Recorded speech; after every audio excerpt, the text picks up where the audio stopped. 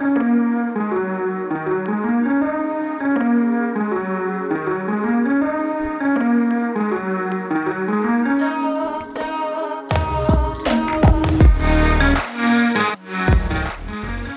guys, welcome back to another episode of Dynasty After Dark. I'm your host, Calvin Timms. You can find me over on Twitter at TDC_Calvin, and you can find the podcast on the Dynasty After Dark YouTube channel on Spotify, Google, Apple, wherever you listen to the podcast.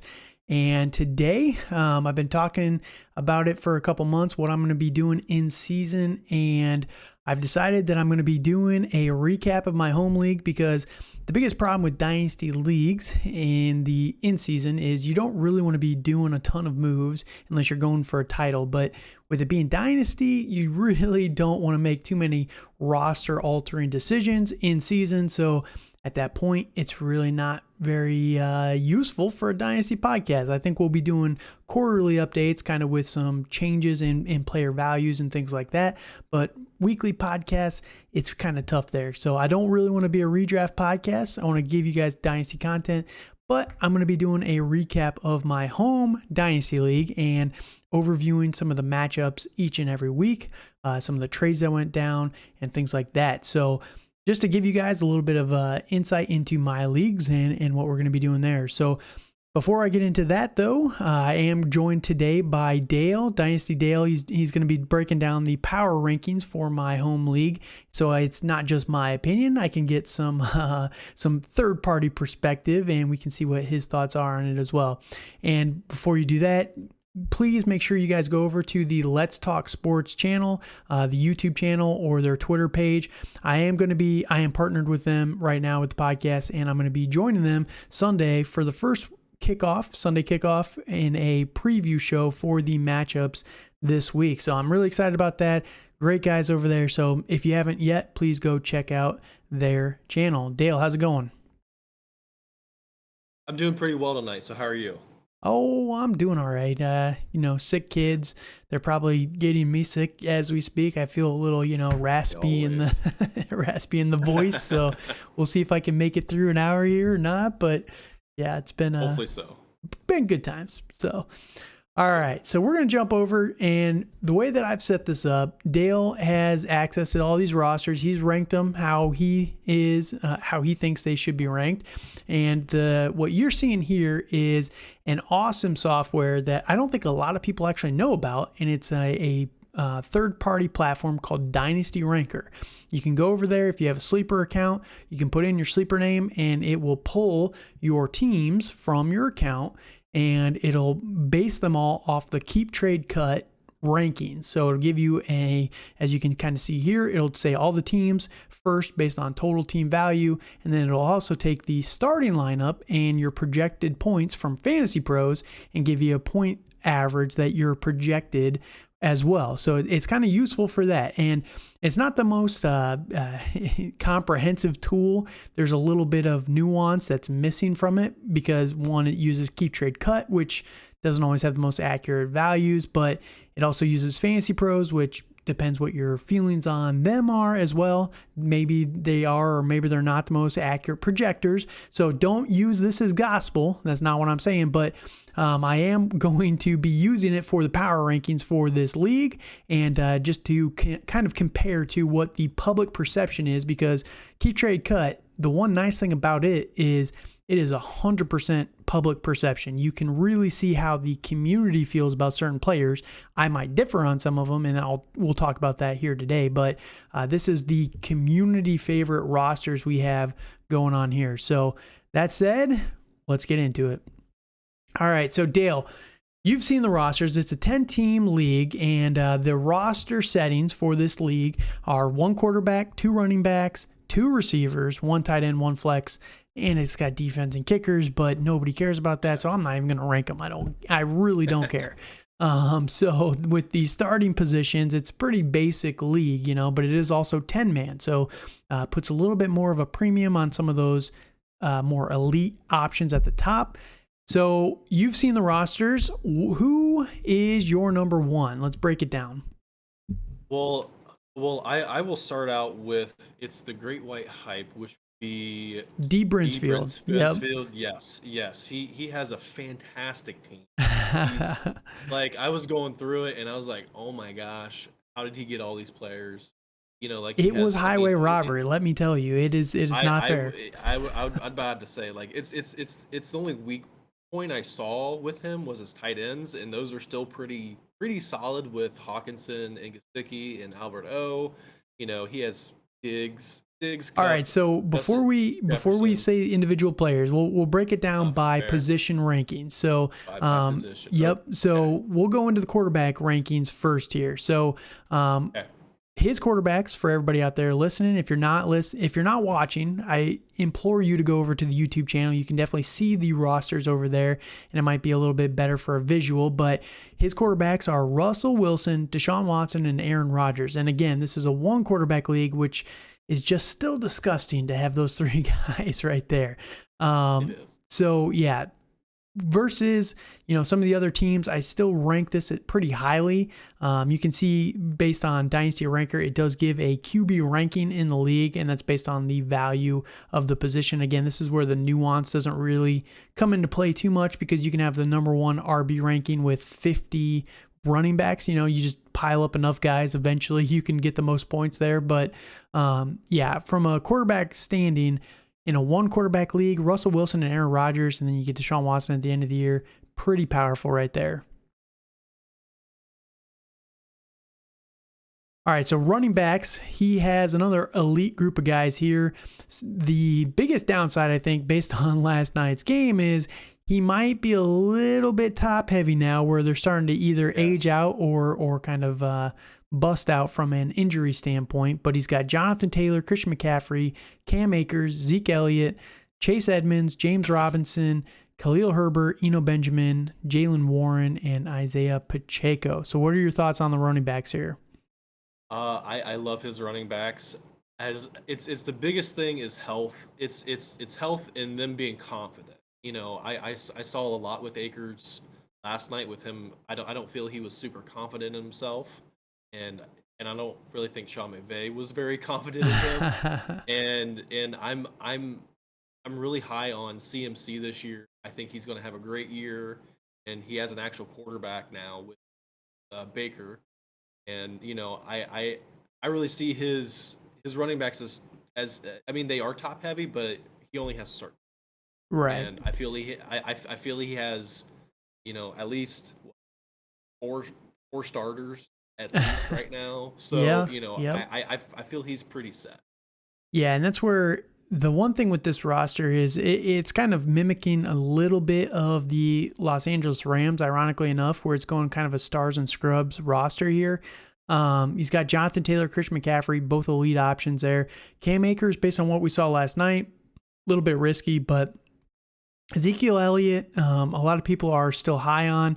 I think the Cowboys are the highest on Ezekiel Elliott still, regardless of what we think about him from a fantasy perspective. Chase Edmonds with your Dolphins, a lot of people really like Chase Edmonds, if he can take a step forward. But I do find it kind of funny that he has both of the Achilles running backs here with James Robinson and Cam Akers. So he's going to be hoping for that that coming back here soon. But yeah, it's a solid group of guys. I do think that it's a little top heavy, but the reason why it works so well is, like you said, he only has to start two of them. And then when you look at the wide receivers, that's where it gets a little scary. So he's got Cooper Kupp, Justin Jefferson, nasty combination right there. Stephon Diggs, Tyreek Hill, Darnell Mooney, Isaiah McKenzie, Joshua Palmer, Calvin Austin. I know he loves Joshua Palmer. He is all over that guy. He really loves Joshua Palmer. So he told me today he wants Joshua Palmer to be the next Tyreek Hill. I don't think that's going to happen, but no. Those top three guys, when you can start four wide receivers that are those four wide receivers, that is just so game breaking. It's ridiculous. No, I definitely agree with that. Like, so on my notes for this one, like all I put was my goodness on his wide receivers. I saw all of them, and I'm just like, that's the perfect wide receiver room Dynasty. Yes. Yep. Now he could definitely use a little bit of additional depth, but again, the biggest weakness on this team is probably the tight end rankings. TJ Hawkinson is the only really notable name here. Mike Gesicki, Alberto Guebanam. They're up and coming guys, but you can afford to be a little bit weaker there with the rest of the starters that you do have currently. Absolutely. But the biggest risk to this roster right now, I would say, would be injury. Christian McCaffrey gets injured again. You're relying on Jonathan Taylor and Ezekiel Elliott. It's not the best feeling, especially at Zeke's advanced age. Behind him, you got Chase Edmonds. It's just not the same. You're definitely not getting the same value if you lose Christian McCaffrey. And then same with the wide receivers, never wishing injury on anybody, but Justin Jefferson or Cooper Kupp goes down, Stephon Diggs goes down. It is a little bit makes me a little bit nervous there. So yeah, I agree. Then you look at the draft capital. That's the last thing we'll touch on here, and he's still pretty solid there. It does give him a pretty good advantage there. He's got an extra second-round pick next year, extra third-round pick, but yeah, that's pretty much it. So all the original picks are there as well. So well-built team. What can I say? The one good thing is he always picks at the end of the first when he does get his first, because he's been in the contention for the last couple of years. But yeah, it's a pretty solid roster. Now, I would agree that this is the number one roster for myself. I agree with Dynasty Ranker here and you that it's just the best number 2 roster in the league. So that said, who is your number 2 roster? So my number 2 roster is division by 0. Okay. And that is based on Fantasy Pros, who they like as well as their number 2, it looks like here. So break down who's the running backs or the quarterbacks for this team. It's for the quarterbacks. He has Kyler Murray, Jalen Hurts, and Dak Prescott. All in ranking those guys, like those are my number 1 set of quarterbacks in this league, I feel, because all those guys have really, really high floors, and they have high floors and higher ceilings. So I'm not worried about any guy he's gonna. That is true. So from a weekly standpoint, with it being one quarterback, the nice thing about those quarterbacks is you never have to worry about really a down week. Maybe Dak. Dak's probably the most prone to down weeks. Yes. But yeah, Kyler Murray, he gets injured a little bit more often than some of the other guys, but Jalen Hurts, everybody's really high on him this year. Dak Prescott, when he does ball out, he's pretty good. So definitely gives him an advantage. I think that the one, like I said, with Dynasty Ranker, some of the nuance is lost here, though, because you look at his total team value, right, and his starting value there, and I think that it is a little bit of a weakness towards his total team depth that he has 3 studs. That's 15,000 points. It's about 15% of his total team's value in 3 guys right there, and you can only start one of them a week. So it is a little bit of a detriment, but it is a good problem to have. Don't get me wrong there. So you can be picky about it, but it is still a pretty good group of guys there. Now, running back wise, we've got Kamara, Nick Chubb, Derrick Henry, stars and scrubs for sure. Damian Pierce, who we got this year in the draft, Elijah Mitchell, Rashad Penny, J.D. McKissick, Sony Michel, and Demetric Felton. And just remember, guys out there, it is a 10-team league. So some of the player groupings, you'll be like, man, how do you have all those players? It is because it's 10-team and it's a little bit smaller of a bench, so there's more guys out on waivers. So we like it that way because it gives a little bit more life to the waivers. So you can get some of these guys a little bit easier in leagues like this one. But yeah, pretty solid group of running backs. It all depends what you think about Alvin Kamara and the Saints this year. Nick Chubb with the Cleveland Browns, and then Derrick Henry if he can stay healthy. So it is a little bit of risk there, but pretty high value names. Yeah. I mean, all of those running backs that you listed, I like, but I'm just worried about them aging out because they're at that tilting point, like they're all around almost 27, 28 years old, and that's usually when they fall off a cliff. And that's what I'm more worried about Henry and Kamara kind of this year, but I would be more worried about Kamara next year. Yeah, with the suspension, yeah. Suspension, yeah. So, but I would think for this year that it's very solid, and he should do pretty well this year. Yeah, and the one downside with this running back group, again, it's got some very good names at the top there, but in terms of age, like you mentioned, you hit it perfectly. I think they are a little bit older. Rashad Penny's older. He's going into his year 26, I think he'll be this year. Yeah. Sony Michel, same thing. J.D. McKissick. Elijah Mitchell and Damian Pierce are really the only young guys on this roster. He has no first-round pick next year, so he is leaving himself a little bit vulnerable there to aging out at the running back position, like you mentioned. Who are the wide receivers? So he has Deebo Samuel, Devontae Adams, DJ Moore, Cortland Sutton, DeAndre Hopkins, Jalen Tolbert, John Mechie, OBJ, and AJ Green. So in all of those, I would say along with D Brinsfield that he has a really good wide receiver room. Mm-hmm. I wouldn't say it's not as talented as our number one there, but I feel he has four really good players that he can play every week and not worry. Yeah, I would agree with that. The biggest question mark is DJ Moore, whether he can really ball out with Baker this year. A lot of people believe in him. I'm on the fence. I don't know what to believe. I want to believe in DJ Moore, but it's so hard. But Devontae Adams, new team. Deebo Samuel, new quarterback. Cortland Sutton, new quarterback. Whether or not he's going to be able to break out, a lot of people are high on him again, but it could be Jerry Jeudy. I don't really know there. But yeah, DeAndre Hopkins out for 6 games. So from a wide receiver standpoint, I do like these games. They're heavy hitting names. Fantasy, like the community loves those 5 guys, right? But there's a little bit of risk there. Don't want to just, give them too much credit. Got to knock them down a little bit. But no, I think from a talent perspective, as long as those guys can ball, from a playability standpoint, those guys are just studs. It's not on them if they don't produce. You know what I mean? All right, tight ends for the team. We got George Kittle, Dawson Knox, David Njoku. Kittle, obviously the highlighter, headliner here. And the only downside with Kittle, as we've seen from the reports today, is health. So as long as he can play, he is usually pretty good. But, when you combine all of these positions, it is a very strong starting lineup. Again, I feel like a lot of it is built into the quarterback position, though.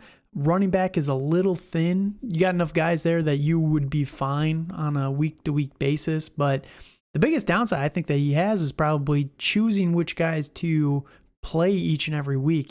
Quarterback is one thing. They're guaranteed a pretty high floor for those guys. But, the running backs, it's a pretty difficult decision, between them and the wide receivers. But again, probably a good problem to have. Yes. So now, from a starting lineup standpoint, I would agree with you that this is probably the number 2 most powerful lineup in our league. I would probably agree with Dynasty Ranker here, but I actually think that he's probably the number 3 roster in our league right now. I would have him above 4th.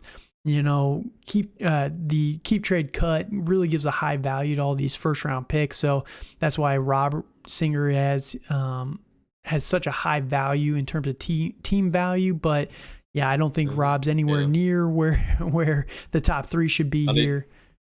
Not even close. Yeah. Yep. And he's in full rebuild this year, so he's embracing the tank. But that I would definitely put Division's roster as the number 3, probably behind myself. So number 3 team, or for number 2 for me, number 3 for I think you as well. Number 2 based on this is myself, my team here, and I'll go through it. I'll try and be humble, but no. Try to be is the key word there. Yeah, exactly. No, it's this is one of my favorite teams, just in terms of a top to bottom team, because it is one quarterback, but I do have Trey Lance, Justin Fields, Baker Mayfield at the quarterback position. Running backs, I've got DeAndre Swift, Saquon Barkley, A.J. Dillon, Leonard Fournette, Kenny Gainwell, Chuba Hubbard, Pierre Strong, Chris Evans. I'm a little nervous about my running back depth, but we'll get to that here in just a second. Wide receivers, I'm fairly strong at. Personally, I believe. I think this is probably my best position in terms of depth, but from a startability standpoint, it does make me a little nervous, and we'll touch on this here soon. CeeDee Lamb, Chris Godwin, Elijah Moore, Rashad Bateman, Gabe Davis. Love Gabe Davis. Got him for Miles Sanders just a couple weeks ago. Love that trade. Keenan Allen, Allen Robinson. Trade. Oh, thank you. Van Jefferson, Devontae Parker, and Tim Patrick. And then my tight ends, pretty strong. I would agree that I'm probably the number one guy in tight ends for the team, for the league. There's one team that might be able to compete with me in terms of number one ranking there, but Kyle Pitts, Dallas Goedert, and Irv Smith. And then draft capital, I'm doing pretty good. Got all my picks next year and the next couple years. So my biggest problem with my team is I feel like my running backs are a little sketchy. You know, DeAndre Swift, Saquon Barkley, they've been banged up a little bit. A.J. Dillon, I'm very high on this year, but you know, Fournette, he's getting a little bit older, and I don't really have a lot of depth there behind those top guys. Those top guys should be fine, but you know, does make me a little nervous there. What are your thoughts on the running backs here? I would agree with that. Like in doing my rankings, like for your running backs were my second best in the league, I thought, with having Swift and Barkley. You know, I think both of those guys are. I feel for Swift and Barkley are going to have a really, really good year. And, you know, on the Giants front, like they're going to score touchdowns this year compared to last year where they scored like 3 touchdowns, I suppose. Yeah, yep. So it was very bad last year, and I think he's going to be a big part of their resurgence a little bit. So, you know, I do like AJ Dillon, but I feel he's going to have a lot of boom games, and he's going to have a lot of meh games because of having Aaron Jones there. You know, I don't really think they're going to be good at the same time, I guess I could say. Like, I mean, I feel one guy's going to do really well one week, and then one guy might do really well next, and it's going to be finding that matchup for him. And, you know, and then for Fournette, which, you know, it's hard telling with him if he's going to be in it or not. Yeah. I think as long as is the only issue with Fournette. I think as long as Tom Brady's there and he's the starting running back, I mean, they did just extend him to a 3-year contract, so he'll be fine there. But yeah, I think that Fournette with Tom Brady should be just fine. Now, like you're saying with A.J. Dillon, the one thing I would push back on A.J. Dillon, the reason why I'm all in on A.J. Dillon this year is because if you look at last year, and I've talked about this before, he was 34 of 36 through the air. 36 targets for a guy that played less than 50% of snaps and a guy that profiles as more of a Derrick Henry type of player is pretty dang good. So if he can get up to 55, 60% of snaps, ups that to about 50 targets, continues roughly that catch rate. I don't think he's probably going to have like a 95% catch rate, but let's say he gets like 90%, 75%, somewhere in that range. That's 45 catches, 50 catches with his groundwork. I think that he's going to be a massive sleeper personally. So I'm all in on him. Wide receiver, here's my biggest issue with my wide receivers, and my team is kind of a whole. When you compare it to the top 2 guys that we've already talked about, Dan and Ryan here, D. Brinsfield and Division by Zero. I know all these guys, so I know all their names. So if I use their names, that'll be why. But the problem with my team compared to theirs is I might be deeper than them. I feel personally that I am deeper than them, but from an elite standpoint, I think that they blow me out of the water, and that's my biggest problem is putting up points week to week. I think I'm good, don't get me wrong, but I am a little bit nervous about that. CeeDee Lamb, we're projecting a little bit more from him this year, but you can kind of see it here if you're looking on the YouTube channel. The projections from Fantasy Pros, my top guys, they're projected lower than pretty much all of the other 2 lineups there that we've already talked about. So, 219 is my best wide receiver projections compared to 258, 298, 229. Like, I just can't compete in that aspect. But again, I think I have a little bit more depth, which is also a little bit of a detriment trying to pick your matchups each and every week. So it does suck a little bit for that reason. But I do like the guys I have here. Chris Godwin, don't have to worry about starting him right now. So, hopefully he gets back healthy pretty soon. I do love Gabe Davis. I think what we saw last night is just going to be a continuation. A lot of people are like, oh yeah, he only did it on 4 catches, but They really didn't need him in the second half, and I think that that's going to be what we expect going forward. Keenan Allen, old Mr. Reliable. Allen Robinson should have better days ahead. I'm not worried about that yet. The biggest thing about that is just the offensive line, whether they're going to be completely wrecked and they can't get the ball to Allen Robinson. But, Elijah Moore, Rashad Bateman, a lot of people are projecting big step-ups from those two guys this year. What do you think about these? I would agree with that. I like Lamb. I really like Gabe Davis. I really wasn't a huge believer in Gabe Davis until I saw I was more worried about in like redrafts for his ADP and stuff like that. Like he was going way above other people, but he crept up pretty high in most leagues. Yes. It was really too high for my taste. But I do like him going forward. I think he's going to be the second guy behind Diggs, and he's going to catch a lot of touchdowns. Yep. So Yep.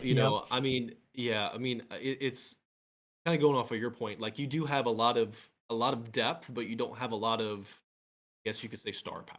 Yeah, that's what I'm really hoping Kyle Pitts takes that massive step forward that we all are hoping from him. Because if I can get Kyle Pitts to really be the difference maker, even compared to George Kittle, when George Kittle's healthy, he is a pretty big difference maker. But man, Kyle Pitts, I think he's just going to blow these guys out of the water. 163 projected points, I think, is way too low. I think that you're looking more in the range of like a Tyreek Hill, CeeDee Lamb in terms of points, because they are going to. He's a wide receiver that plays tight end. He literally is. So 163 seems low. So that's a lot of extra points each and every week. So I'm really hoping on him to be a difference maker. But again, that's my personal projection here. So all right. So well, in going back to Pitts, I completely agree. Like I feel he's going to be the focal point of that offense, and I think he's going to smash. Like, definitely. I'm not worried about him. There's like no world in my mind where he doesn't smash. Like he was a rookie. He had over 1,000 yards. He had 1 touchdown. Matt Ryan, everybody loves him, but dude doesn't throw touchdowns. He just does not throw touchdowns to his guys in the red zone. Big body guy in the red zone. No, I just can't do it. Just like, come on, man. It's like the easiest thing alive. All you gotta do is just throw it up. Dude's 6'6". Like, come on. He probably can jump like 85 yards in the air. So all you gotta do is just throw it up. So, all right. So enough ragging on my roster here. I love my roster, but I'm trying not to be biased. I think I just have the most depth out of all the different teams in the league. But again, not always the best thing there. That can be a little bit of a detriment at times. Who do you have as your number 4 team in the league? I actually have I have Laces Out. Okay, and we're gonna scroll down here. So we'll come back to Singer here in a little while. But again, both Dale and myself don't believe that he should be up here in terms of total roster. Again, draft capital is a little inflated on this, so we'll come down here to the next group of guys here. So you have Laces Out here as your number 4 roster in the league. All right, tell me why. On him, I just feel he has pretty good depth overall. I mean, kind of going off of your roster, like there are some like home run hitter names, like for instance, at quarterback, he has Mahomes and Mariota. Like, he's not really going to play Mariota that much, but he's going to play, Right. He's not, but on a bye week, Right. Yep. he'll be able to play him and not have to work. So, I just feel in his roster, like he has a lot of depth. At running back, he has Aaron Jones, he has Clyde, he has Mostert. He has Ronald Jones there too. It's a backup Clyde if anything happens. Yep. He's also got he's got Brian Robinson, who's out right now. Michael Carter. Mm-hmm. I like Michael Carter a lot more than the general public, but I could be wrong there. Jamal Williams with Detroit, Mr. Hard Knocks, superstar there. Yes. Hassan Haskins, Raheem Mostert, Darrell Williams, Ronald Jones. The problem with these guys is there is a potential that he has 1 running back. So, there is a very big risk in that regard. But where I think the biggest strength on his team is the wide receivers. And when you look at his wide receivers, they are pretty gnarly. Jamar Chase, T. Higgins, Deontay Johnson, Garrett Wilson, Hollywood Brown, Michael Thomas, Robert Woods, Paris Campbell, Curtis Samuel, James Washington, Robbie Anderson. And if you can't tell, he is a massive, massive Ohio State fan. If you cannot tell by his wide receiving core, he loves Ohio State. Yes. So he always tries to get those guys on his team. But yeah, those guys, when you have the ability to start 4 wide receivers a week, when you're starting Jamar Chase and T. Higgins, that's, it's probably not the most optimal. There are going to be weeks where they feast on each other, but we saw it last year. There was weeks when T. Higgins went off for 40, Jamar Chase went off for like 3 points or whatever it was, but 43 points for those two guys combined is a pretty good turnout. So, there are worse problems to have, but yeah, he's very loaded at the wide receiver position. A little bit contingent on health though with Robert Woods and Michael Thomas. Well, yeah. It's for those two guys, and you have Hollywood Brown who's been injured in his career. Yep. And then he also has Deontay Johnson, who's currently going through an injury right now. Yeah. So that's true. it's going to be a little hard at first, but I think he's very deep at that position, and he's going to be able to play a lot of these guys throughout the year. Yep. And again, when you only got one real running back, you get your choice of which 4 you want to start each and every week. So that's not too bad. Tight ends, he does have Cole Kmet, who I'm all over this year, Pat Freiermuth, Evan Ingram, Jeremy Rucker. So it's not the best group of guys, but if you don't have one of the top guys, it could be much, much worse. 2 top 12 tight ends could be much worse there. So you have him as your number 4 team. I personally do not. My number 4 team is going to be BK Hayden right here. And when you look at his team, I think it is, you can see that Dynasty Ranker has him as the number 3 best lineup according to Fantasy Pros. And it is a very solid group of players. I think that it could use a little bit more, just a little bit more in the wide receiving core, but we'll get to that here in just 1 second. So you got Joe Burrow, Mac Jones, Matt Ryan as the quarterbacks. Joe Burrow, everyone loves him. Everyone's really high on T. Higgins and Jamar Chase, Joe Mixon, this offense as a whole. So if they're all going to be really good, Joe Burrow probably has to be pretty good, Yeah. Running back rankings, we got Austin Eckler, Joe Mixon, 2 top 10 guys right there in their first round picks and redraft for a reason. Younger, Austin Eckler's getting up there in age, but they haven't had a proven guy behind him. I like the backup Isaiah Spiller quite a bit, but Isaiah Spiller has not proven anything, and Austin Eckler is basically locked and loaded until he ages out and starts to lose a step. Kareem Hunt, Devin Singletary, Nyheim Hines, Kyron Williams, Samaje Perine, Jared Patterson. The only downside here is not a lot of depth there. You got Austin Eckler and Joe Mixon, but I'm not that high on Kareem Hunt this year, especially when Watson gets back with the Browns. And then after that, Devin Singletary, not someone you really want to be relying on in a 10-team league. Yeah, I do agree with that. So for his roster, like I have his roster ranked 5th in mine. So I was kind of between him and Laces Out, in their rosters, and I feel that I feel that his running backs could really fall apart with their, it's not super deep. I personally like Singletary a lot more than probably a lot of people. I like him too. So the problem is the Bills don't love him. That's true. That's the problem. That is very true. And then in regards to Kareem Hunt, like I wouldn't be shocked if he gets traded somewhere. Possibly. It's midseason. I could see him going to the Eagles, or even the Rams might trade for him. Mm-hmm. Yeah, maybe. I could see that. So it's solid guys, but like there are some risks to injuries with Mixon and Eckler in the past. So, that could get a little rocky. Yep. If he's not careful. Now, wide receiver is a solid group of guys, but like I said, I do think that he could use a little bit of a step up here. Michael Pittman, everyone loves Michael Pittman. I'm not completely sold. I've lived in Indiana for almost my entire life. Matt Ryan is not the guy, guys. I'm telling you. Matt Ryan is a bad quarterback. Chris Olave, Jerry Jeudy, Juju Smith-Schuster. I really love Juju this year. Christian Kirk, sneaky potential value there.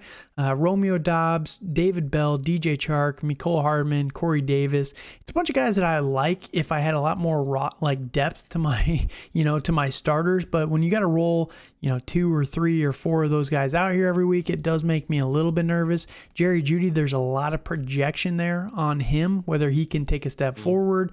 Michael Pittman again. Chris Olave, I do like Chris Olave quite a bit, but he is a rookie. So it's just, there's no proven guys here. And that's what makes me a little bit nervous about the wide receivers. Yeah, no, I agree with that. I like most of those guys. Like, I really like Olave this year. I think he's going to have a standout first season. I'm worried about Pittman in this offense. I'm not sure who Matt Ryan's favorite target's going to be. Paris Campbell, let's go. I really hope it's Paris Campbell, but I wouldn't be shocked if it's Alec Pierce. Yeah.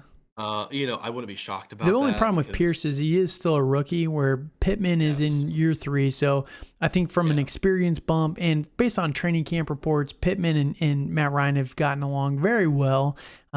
He's been able to tear up a lot of different guys on the field so far with Matt Ryan, but no, I do understand where you're going there. I personally like DJ Chark. I think he's going to be a steal. I get it, but I'm also not super in love with Jared Goff. He's growing on me, man. It's probably the Hard Knocks bump, to be honest with you. It has to be. I am not in love with. I like what Detroit's doing. I just think they're a year or two away from really doing it, and I'm not sure how much DJ Chark's going to be in those plays. Man, Detroit is so interesting. This year is going to be so much fun to watch them because they do have a really good offense. Probably the number one offensive line in the NFL right now. DeAndre Swift, great. Jamal Williams, great. DJ Chark, don't have to love him, but he's good. Jameson Williams, when he gets healthy, Amon-Ra St. Brown, it's a Josh Reynolds who they really love based on Hard Knocks and Dan Campbell. They love that guy. That is a good group of players. And then you got TJ Hawkinson at tight end. It's a solid offense. If their defense can keep up, they might surprise some people this year, I'm telling you. But tight end rankings for Hayden here is Mark Andrews and Travis Kelce. Now, he has 2 top 3 guys. That's pretty rough for a lot of teams. Top 4, I guess. Travis Kelce's my number 4 this year. But, yeah, it is a solid group of guys. You're probably starting 2 of those, one of those guys in your flex every single week, which absolutely it does not hurt too much. It's crazy to me. This is what's funny, Fantasy Pros.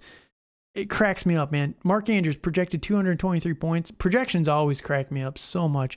223 points for Travis Kelce. I get it. I understand. Great. Why is Kyle Pitts 60 points behind those guys? What are we doing here? What are we doing? Projections. Come on, do better. I kind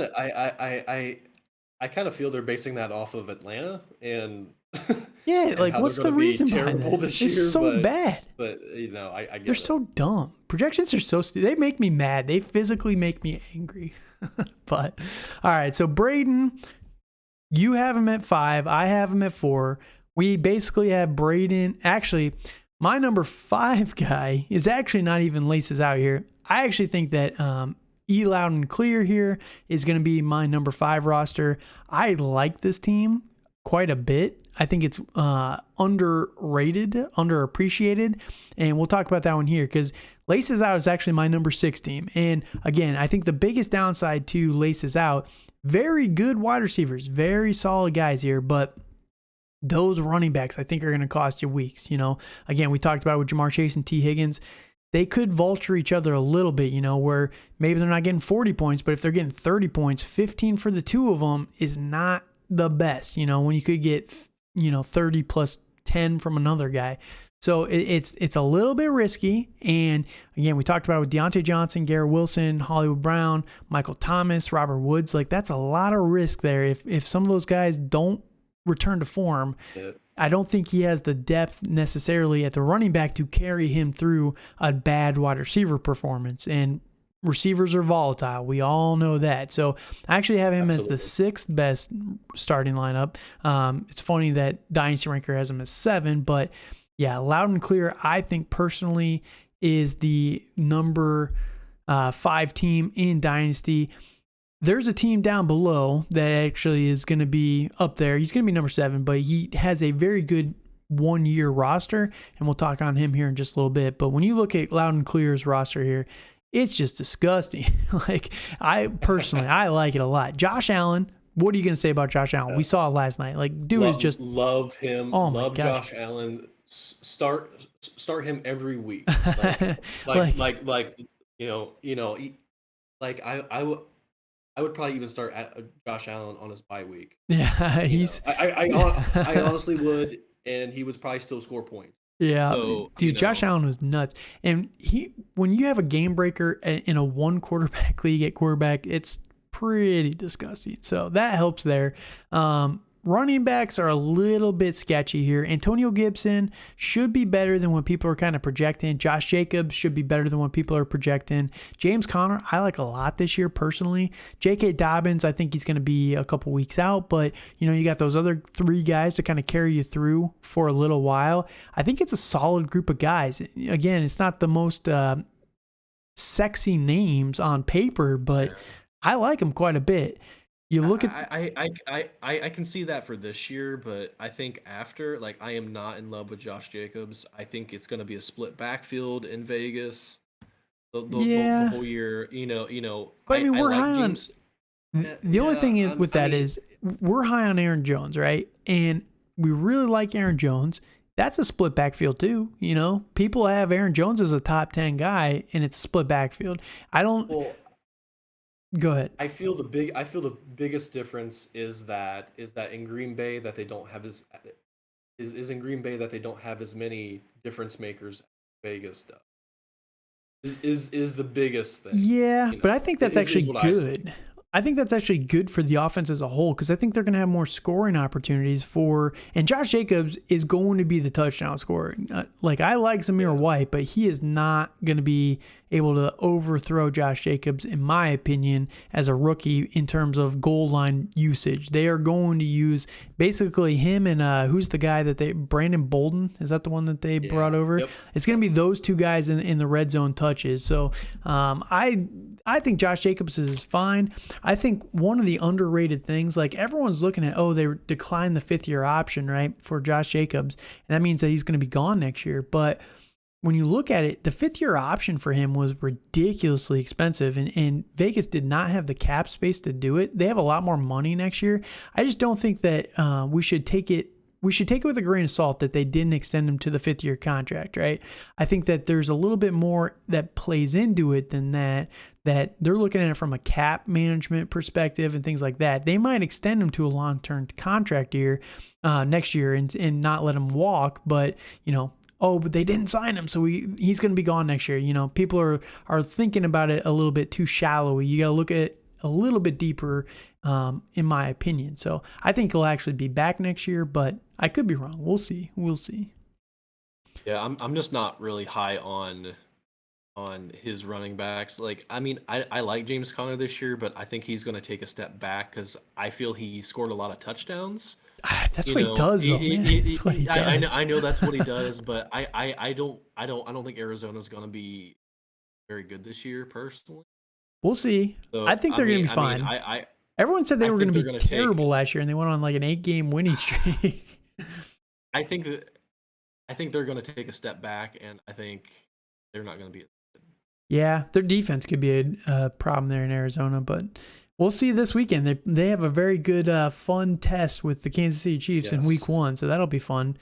All right, wide receivers for this team. We got George Pickens, Mike Williams, Treylon Burks, Brandon Ayuk, Brandon Cooks, Kadarius Toney, Amari Cooper, Alec Pierce, MVS, Jarvis Landry, Tyquan Thornton, Terrace Marshall, and Sammy Watkins. It just never ends. The list never ends. He has so many wide receivers. Again, this is one of those issues with the rankings on Dynasty Ranker is you have 15 guys here, and of course, eventually you're going to get to the number one with points there. But I do like those guys. I think that they're a little bit underrated. Brandon Ayuk, year 3 breakout things from camp are looking very good. He was solid in the second half last year after he got out of Kyle Shanahan's doghouse. Traylon Burks, I like quite a bit. I'm very high on Traylon Burks.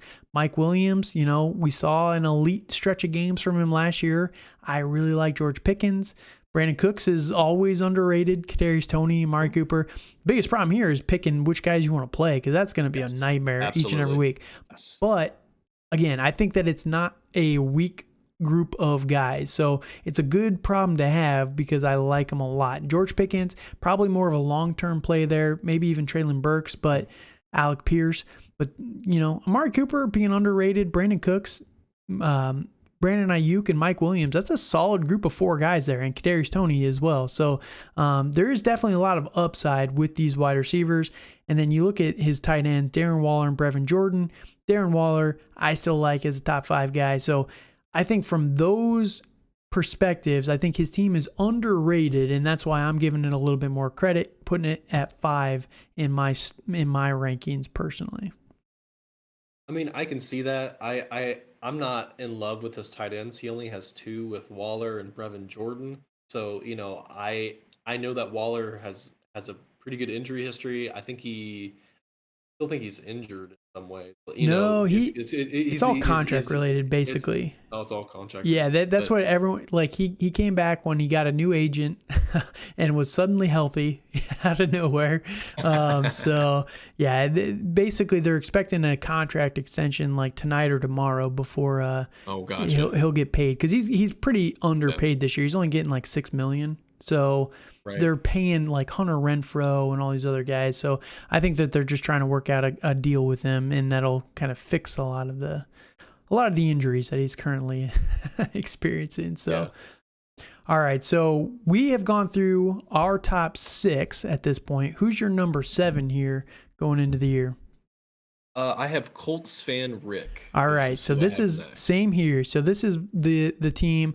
Now, it is not the most favorite here, but it is the 5th best ranked on Dynasty Ranker, and it is a very top-heavy build. He sold out quite a bit for his future picks, but we'll touch on his status here. His running backs might be better than mine, personally. I like him quite a bit. So quarterbacks, Derek Carr, Tom Brady, Ryan Tannehill, and Jordan Love. What do you think about the quarterbacks? I think all of those guys are steady. I am worried about Tannehill long term and Jordan Love if Aaron Rodgers ever leaves Green Bay, which he probably won't. Right. So, he has 4 quarterbacks. He has Tom Brady, who's going to play until he's 85. And an elite level. At a very high level. And then he has Derek Carr, who's going to be very, very, very, very good this year. And I can honestly see Carr playing Brady this year. And then it's possible. And then definitely possible. I in fantasy at least, I could see that. So, I personally feel his quarterbacks are pretty good. Long term wise, definitely a little bit of risk there. No youth. Yes. Yeah. But I mean, one quarterback league, you can always get those guys in the draft pretty easily. There's 3rd round. I think Kenny Pickett was a 4th rounder this year. So for what it's worth, oh my goodness, for what it's worth, 3rd rounder, maybe 3rd rounder, but yeah. All right, so running backs, this is where I think the biggest strength on his team is. He's got Najee, Javonte Williams, Dalvin Cook, David Montgomery, Ramondre Stevenson, and Alexander Madison. You're basically starting 3 of those guys every single week. Najee, Javonte, Dalvin Cook. Easily. Pretty solid group of guys, especially based on value right now. Ramondre Stevenson, someone else that's kind of intriguing in my opinion. He's definitely someone that could be taking a step forward. So it's a good group to have. I think it does limit your upside, like your ceiling play a little bit, but I think he has one hell of a floor with these guys. No, I definitely agree with that. So for Najee is going to take a lot of snaps this year. He's going to be the guy in Pittsburgh. Right. And he has Dalvin Cook, who he's going to start. I'm a little worried about Javonte this year with Melvin Gordon still being there. I still think it's going to be like a 60-40 split, but I Yeah, still think I think that for this year and maybe next year, but I think after that, I think he's going to take over that backfield. for sure. Um, and then he has Montgomery, who, I know the Bears are going to be bad, but I think he's going to be one of the shining stars on that team. I would agree with that. And I'm starting to get really, really high on Stevenson. I think Yeah. he's going to be the Yep. I feel he's going to be the I feel he's going to be the pass catcher. Hmm. And he's going to score quite a few touchdowns. And if they're behind in games, he's going to be in instead of Damian Harris. So I think he's going to be really a very sneaky play this year. So one of the things on Stevenson, as a Patriots fan, I'm tuned in pretty well to their camps and everything. They've talked about how they haven't been able to run the ball. They're switching to an outside zone scheme, from Bill's traditional like I formation, power back type of plays. So they're going to an outside zone scheme. When you look at the running backs for this team, Damian Harris versus Ramondre Stevenson, Stevenson fits that scheme way better than Harris does. Way better. So I think that he's going to thrive much more than Damian Harris is in this offense, just based on everything that I'm hearing out of camp. Out of camp they can't run it all, but yeah, Stevenson is someone that I'm growing on as well personally. All right, wide receivers are going to jump over here, and he did sell a lot this year to go basically all in on this year, which I can respect. But Devonta Smith, Mike Evans, Hunter Renfrow, Chase Claypool, Calvin Ridley, doesn't have him this year, Tyler Boyd, Jacoby Myers, Velus Jones, Marvin Jones. So definitely a weakness here at the wide receiver, but again, you can start 4 running backs and not really feel it too much. Hunter Renfrow was very good last year. I think his upside is capped a little bit. Mike Evans, he's basically guaranteed for 1,000 yards and 10 touchdowns, so you got that. But Devonta Smith is the biggest question mark. Is he going to be able to do anything in Chase Claypool? If you can start to rely on those guys, this offense could be very scary for Colts fan Rick here. No, I agree with that. I mean, as I was doing my rankings, as I was doing my rankings, like on his wide receivers, I wrote old, busted, and suspended. Yeah, This is what I put. Yeah. I feel they're very good for this year, but after this year, I'm not too high on Jones. Like Tyler Boyd is third, fourth fiddle in that offense. Mm-hmm. Calvin Ridley, I don't know how he's going to be when he gets back. Or what team he's going to be on when he gets back. Yeah, or what team he's going to be on. I'm still high on Evans, but I don't know how much longer he's going to be at that elite level. That's the problem with him, right? Yeah. And then Chase Claypool, I think he's going to be on a different team next year. Probably. I maybe. I think they'll move. Well, maybe. No, they did re-sign Deontay, so yeah, I think Claypool will probably be on the out next year, especially if he continues to pull his shit that he does in game, man. If he continues that, he's out of there. So, all right. Tight ends, not a little. It's really weak at tight end here for this team. That's probably the biggest weakness. Isaiah Likely, Gerald Everett, Hayden Hurst, and Cameron Brate. Nobody you can really rely on. I know people like Gerald Everett quite a bit this year, but yeah, Isaiah Likely, he might be the number 3 guy there for Baltimore, but yeah, not looking great there at tight end. Luckily, I think, again, you have a pretty solid group of guys. You have a pretty high floor. Yeah. It's just whether or not you can have the ceiling play to win the matchups. But I would say that these 7 teams that we just talked about are probably the only contenders for the playoffs. It's a 6-team playoff in this league, so one of these teams is not going to make it. I don't know which one it won't be. Probably end up being me in the end because, yeah, it's just how it usually goes. But, pretty solid group of guys. So The three last teams, we'll touch on them quickly here, but these are the loser teams. You guys stink. You're awful. No, I'm just kidding. But kind of. You're not really that great. So who do you have as your number 8 team here out of all these guys?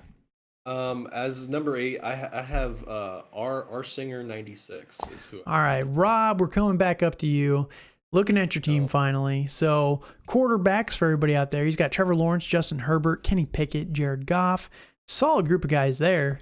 Justin Herbert, number 3 for me. Very solid, yeah. Trevor Lawrence, I like that quite a bit. The biggest upside, and we'll touch on it in a little bit, is probably the draft capital. Running backs are a disaster, though. They are horrible. I think I put that the only person I like is Pollard and the white boys is how I call them. Samir and Rashad White. Yeah. So I mean, that's all I like. Other than that, that's pretty gross. I don't want to start any of them. The funny thing is, they're all guys that I think can contribute for fantasy. Yes. Ironically enough. Yeah. So but. So we got Tony Pollard, Rashad White, Damian Harris, Zamir White, Darrell Henderson, which based on last night is going to be the number 1 guy for the team. Melvin Gordon and Jerome Ford. So again, there's no elite talent here. And to be fair to Rob here, he did sell all of his guys. He had Kamara, he had Barkley, he had a couple other guys. He sold them all this year. He's embracing the rebuild. Went for a lot of draft picks and things like that. Wide receivers, he got really young there, which I do like his wide receivers. They're up and coming. But yeah, from a production standpoint, you got a couple guys you can use here. But yeah, Rashad White, Zamir White, you're definitely looking for the future there. Melvin Gordon, you got not much time left. Darrell Henderson, it's a flip of the coin there. Damian Harris, again, you're running out of time. And Tony Pollard kind of just seems to be the perpetual backup. So, all right, wide receivers, break it down. Who do they got? He has Drake London, DK Metcalf, Amon-Ra St. Brown, Jamison Williams, Jahad Dotson, Michael Gallup, Wan'Dale Robinson, Zay Jones, Nick Westbrook. Akine. I've never pronounced that in my life, and probably never will again. And lastly, he has the good old Kenny G. Smooth routes, Kenny G. Yes, smooth routes. All right, so bad routes. Yeah, we touched on it a little bit. The wide receivers, very young. That is one of the biggest upsides here. Drake London, the Sun God, Jamison Williams. A little bit of a detriment there, having both Lions, but could be okay. DK Metcalf, still very young. Just signed an extension. I think Pete Carroll's probably going to be gone soon, and they're going to be getting a new offense. So. Jahan Dotson, maybe the biggest sleeper candidate of all these wide receivers in this year's class. Wan'Dale Robinson, I know, is someone people like a lot. Gallup. So it's a solid group of guys, but he's really not looking to compete this year. And I think with these guys, you don't have to worry about that too much. But I think that long term, it's a solid group. So yeah, no, I would agree with that. It's solid overall, but there's a lot of unknown. Like there's a lot of young players. Sure. On his squad. So it's going to take a year or two for them to really contribute. Yep. And tight ends, we got Trey McBride, Hunter Henry, Tyler Higbee, Logan Thomas. Again, not really great. Hunter Henry's probably the best one, but if you're looking for the future, Trey McBride, having him develop there, not bad at all. So like that quite a bit. Not for this year, for the future, for what this team is trying to do, pretty good there. Now, here's the biggest strength that he has is the draft capital. He does have 3 firsts next year in a 10-team league. Pretty good. A second next year, no third, but he has his 4th as well. Then he's got 2 firsts in 2024, second, third, and 4th round pick there. So definitely has a lot of future picks that he'll be able to flip the running backs pretty quickly. And then, some of the upcoming tight ends, you got, the Brockers out of Georgia. You got the other Georgia tight end. I forget what is Gilbert. Yeah. Arif Gilbert, is that his name? I think it is. think it's Eric Gilbert. I think Eric Gil. It's a very odd spelling name. It's spelled weird. Yeah, but it is. that guy, and then Michael Myers is coming out as well. Mm-hmm. If you like Kyle Pitts, here's 3 possible replacements just as good as Kyle Pitts coming out in the next couple of years. So he can definitely, use some of those. If you really wanted to upgrade the tight end position, running backs, and then quarterback, he's pretty solid with Trevor Lawrence and Justin Herbert. So like what he's doing, but I would agree in terms of current roster strength, power rankings this year, I think he's actually still going to compete with Justin Herbert and those running backs. It's going to be decent. The wide receivers are not that bad. And then Hunter Henry, it's just enough good players that I think he's going to be able to compete even with what he's got now. So it'll be interesting for sure. Who do you have as your number 9 team here? There's only 2 left. Who do you got? Yes. I have K Rushing. Oh, Keelan's going to be so happy. I had him as 10 last year. So, all right. Quarterbacks, we got Malik Willis, Lamar Jackson, Jameis Winston. Has a type here at quarterback, it seems. Likes those rushing guys, although Jameis is not really the rushing guy. But good group of quarterbacks. I like Lamar a lot. He might be a Dolphin next year. We can all hope. But hopefully. Come on. But for this year, I think that the biggest thing is, when you look at the running backs for this team, it is a disaster. There is one running back that I even care about at all for Dynasty, and that is Kenneth Walker III. TDP, Tyrion Davis Price, maybe could be something. For Darrell Patterson, he's like 33 years old. Yeah, you're running out of time pretty quick there. Zach Moss, Deonta Foreman, Dante Hilliard, Mike Davis, Mark Ingram. There's nothing valuable there at all. I agree. In my stuff, I put that the only saving grace is Walker. Very bad. It's horrible. Yep. So, we all, it's tough when you have teams like, Rick's right here. You can see right next to him, he's got 4 running backs. Dan has 3-4 guys. I've got a few guys. They're very consolidated on a few rosters. So it's tough for those guys to, really have many guys in terms of depth. But yeah, that's the biggest downside here. Now, wide receivers, I think he definitely steps up here. I like these guys long-term pretty well. A.J. Brown, Terry McLaurin, Christian Watson, Rondale Moore, Tyler Lockett. Tyler Lockett is the one kind of downside here. Nico Collins, Devin Duvernay, Julio Jones, Justin Ross.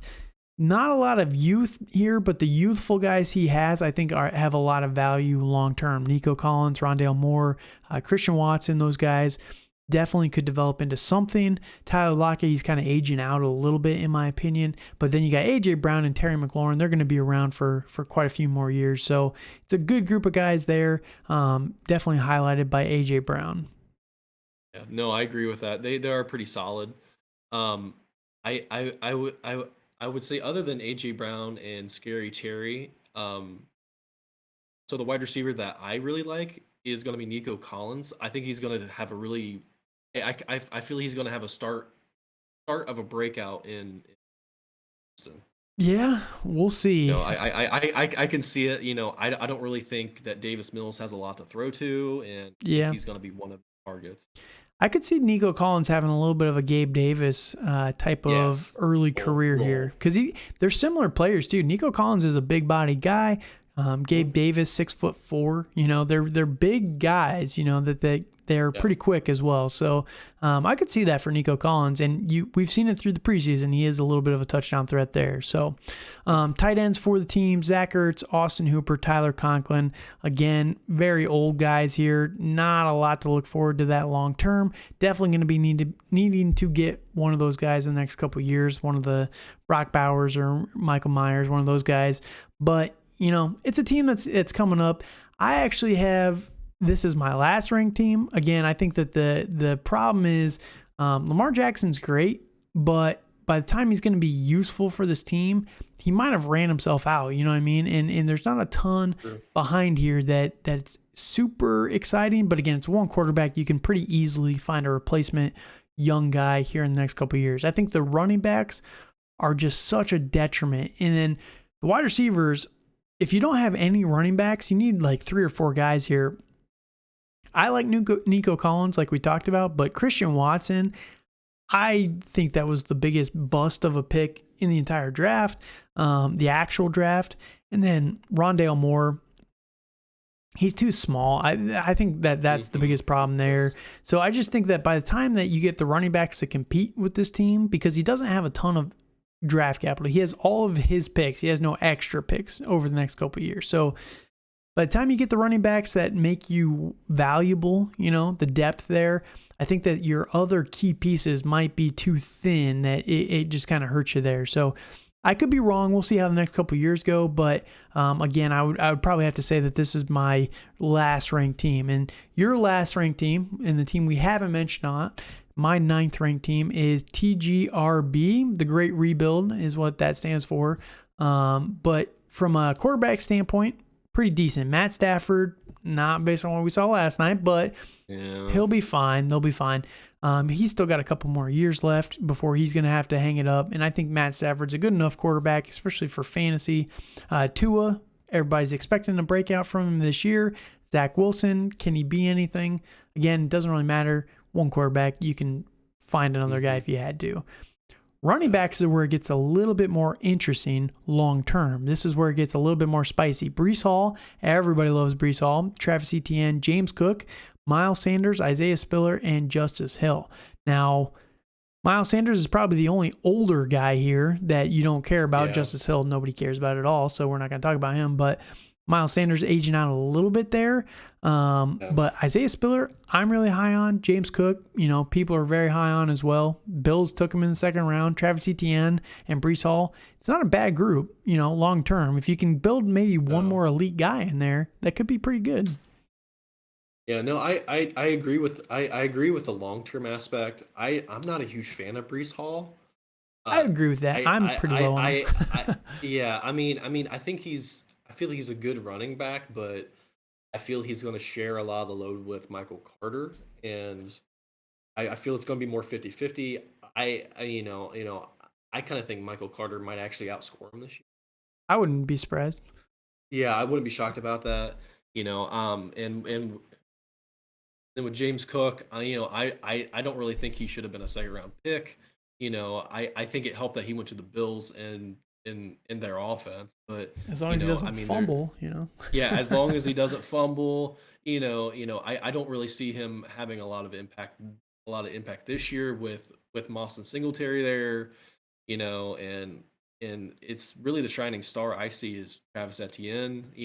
I think he's going to be really good this year, and I agree. I really hope he is, but I'm a tad worried about James Robinson being there, but also he's coming off of that. If Cam Akers is anything to base that on, doesn't matter. His Achilles, yeah. So I think I like his running backs better than K Rushings, but it's the big thing I saw was in the wide receiver. Yeah, that's what we can talk about these guys. This is where this roster really struggles. And for everybody out there, Jalen Waddle, Sky Moore, Alan Lazard, Adam Thielen, KJ Osborne, KJ Hamler. I like KJ Hamler a little bit. We'll touch on him here in a second.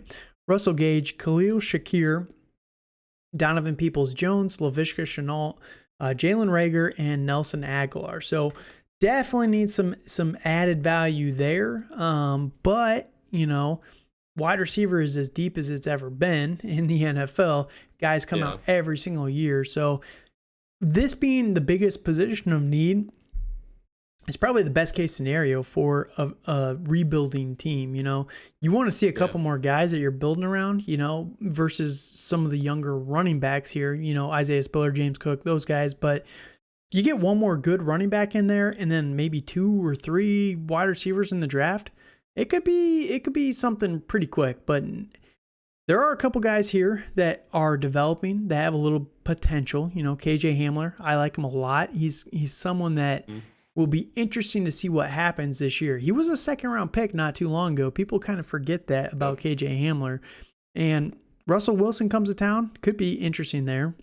What do you think about KJ Hamler? I do agree with that. I was pretty high on him when he came out of it's when he came out of Penn State. Mm-hmm. I can see him being the Tyler Lockett guy Yeah. and being that deep threat in this offense. And I think it helps that well it's going to help him this year that Tim Patrick isn't there because Yeah, that's true. it's going to help him tremendously. It's for him playing in the slot and kind of being maybe that gadget guy Well, Judy's going to be in the gets a lot slot probably, I'm guessing, but through. Yeah. KJ Hamler, he's definitely going to get a lot more play time without Tim Patrick Yes. this year. So definitely takes advantage of that, I think, as well. So he's someone that I'm definitely going to be watching. Chenault is another guy that's going to be interesting. I think that he's probably the number 2. I know people love to hate on Chenault. I don't understand it. Like he's been on the Jaguars for 2 years, man. Like what do you want from the guy? Jaguars suck. We all know this, but why are we blaming the players? Like whatever. True. It just annoys me. So we'll see what he can do with Baker. I think that he's someone that is a little bit more creative. I just don't think he's been utilized in a good productive way to maximize his skill set. Like I know there's the joke, this is the next Debo, but legitimately he is a Debo Samuel type of wide receiver. Use him like that. Use him in space. That's where he is good. Jalen Reagor is another guy that's a little interesting here as well. Going over to the Minnesota Vikings. I like that a lot, man. Dude, Adam Thielen is burnt toast. He's 33 years old. There's no way. I think he's going to be good this year. But yes. I was about to say, like, just for this year, I have zero faith in Jalen Reagor. I did not like him coming out. I like him personally. I saw him coming out of TCU as another big-bodied Big 12 he's fast, receiver. Man. He's fast. I know he's fast, but playing in the Big 12, there's really no defense. Yeah. So like I feel he had a big adjustment. Plus he's Philly. Well, here's the problem. Here's the problem with Jalen Reagor. He was paired up with Jalen Hurts, right? Jalen Hurts, everyone's talked about for 2 years as not being a good passer of the football at all. Yeah. Now, I get it. Jalen Reagor dropped some balls that he probably shouldn't have dropped. They were right in his hands. But Kirk Cousins is the best deep thrower in the NFL. He's the most accurate deep thrower in the NFL. Now, Josh Allen might come for that title this year. He's so good. So good. But Kirk Cousins is always going to be up there because he throws a good deep ball. He throws a better deep ball than Russell Wilson. Russell Wilson just looks better, right? Kirk Cousins throws a very good deep ball, and I think that Jalen Reagor is a perfect match for what this offense needs. You got Adam Thielen. He's a touchdown red zone type of guy. You got Justin Jefferson working all levels of the field, and then you got your deeper threat with Jalen Reagor, and he can pull the top off with his speed. And again, I think you pair him up with a good passer of the football, and we're going to see a step up for him this year. So he's someone that I like. I'm not going to be, spending a ton to get, but for this team, there's definitely needs for optimism at the wide receiver position. So there's definitely something we need to look for here that could develop. Now, last thing we'll touch on here is tight ends. Dalton Schultz, Noah Fant, and Jelani Woods. Again, long term, I think those are fine. Noah Fant and Jelani Woods will be better next year. Dalton Schultz will be fine this year. I think he's going to be great. Next year when he's with Miami, he'll be probably a little worse, but no, I'm going to keep saying that. I know. Hey, no, I can see it. I'm of those 3 players, I'm very excited about Woods. He's going to be good. I feel he's going to be very good, and I know you don't like Matt Ryan, but I know Matt Ryan likes to throw to tight ends. Yeah, the problem is just a rookie, though. I mean, that's the problem. I get it, but I can still see him maybe in 2 years. Yeah. I think he's going to develop really well. I do think Woods is going to develop pretty well. But no, Dalton Schultz, I'm going to keep saying it until the end of the next year when we find out, because both of these guys are on the franchise tag. But Dalton Schultz and Mike Gesicki, they are going to switch teams. Gesicki's going to be a Cowboy. Schultz is going to be a Dolphin, and we're just going to call it good. So All right, so let's recap here. That is the power rankings that we have. If you're not the top team like me, number 2 overall in my rankings. But no, we'll go through here. So in terms of total roster, we'll just do it by that. Dan Brinsfield, universal, unanimous number 1 here. Yep. You have, go through your top 10 here. All right. So obviously at 1, I have Dan Brinsfield. And then at 2, I have Ryan. Division by 0. Division by 0. Yep. And then I got Peace Out 72, which is Calvin. Yeah, that's me. Let's go. Let's go. Yep. Disrespected, but it's all good. Hey, top 3 is not bad. So I want to win the damn title. That's what I want to do. I get it, but I doubt you. But I really doubt you're gonna do it. So, so at 4, I have Laces Out. At 5, I got BK Hayden, and then at 6, I got E Cloud and Clear. 7, I have Colts fan Rick. 8, I have R Singer 96, and then at 9, I have K Rushing, and then lastly, I have the Great. All right, so that's not too different from me. So I have Dan D Brinsfield at number 1, myself at number 2. Division by 0, number 3. I actually have, what did I say, number 4? Braden, right? B. Heidenreich is number 4. I have the E. Loud and Clear at number 5. Laces Out, number 6. I have Colts fan Rick at number 7. The R. Singer at number 8. Then the Great Rebuild at number 9. And K. Rushing at number 10. So that's my rankings. Those are final. Pretty close to last year. I did the power rankings for this league, and quick little humble brag.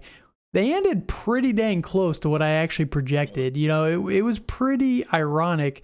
If you go back and listen to them, I had, I think the only difference was I had D. Brinsfield as number 1, and he finished number 2. He lost to Ryan, division by 0. So they just literally swapped. He had a bad week in the playoffs, but yeah, I think other than that, I finished number 4, and my number 3 team, or number 4 that year, was Laces Out. And he ended up beating me with Jamar Chase, putting up 50 on me that week. I'm not too happy about that. But yeah, these are the official power rankings. So if you guys are excited, follow along this year. I am going to be doing weekly recaps with Dale here. You can find him over at what's your Twitter now? Do you still have the same one? Yep, same one. Okay, so it's HailDale388. I don't know why it's not on the outro page, but we'll get it added for next week. But we're going to be doing weekly recaps here for the whole season, just to give a little bit of insight into the games, just to kind of touch on them a little bit. You can follow along in the league, and it'll give recaps on the players as well. So other than that, here in the next couple of weeks, I'm going to be doing a lot of content with Let's Talk Sports, their weekly previews for the game. So I'm excited to be doing that every Sunday morning. And I'm pretty sure I'm going to be doing a little bit more content for them as well. So we'll think about it if there's any other content we want to put out in season. But Dale is going to be doing a lot more content with me here in the next couple of weeks. So make sure you guys follow him over on Twitter. Thank you guys so much for listening, and good night.